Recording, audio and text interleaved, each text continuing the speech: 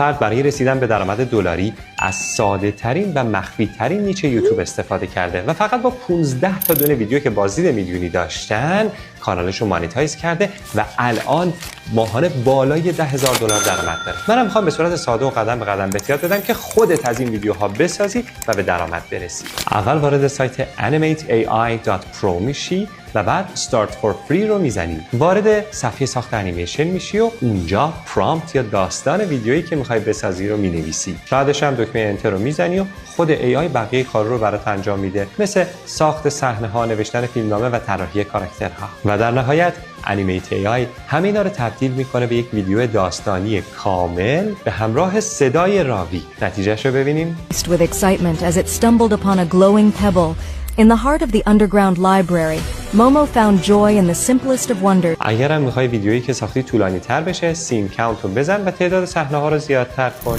و نکته اینجاست که ظاهر شخصیت ها هم در تمام طول ویدیو تغییری نمیکنه و ثابت میمونه. حالا ازت میخوام که کلمه وایرال رو این پایین برام کامنت بذاری تا هم ابزار رو برات ارسال بکنم، هم به صورت ساده و قدم به قدم بهت یاد بدم که چطور به درآمد دلاری واقعی برسی.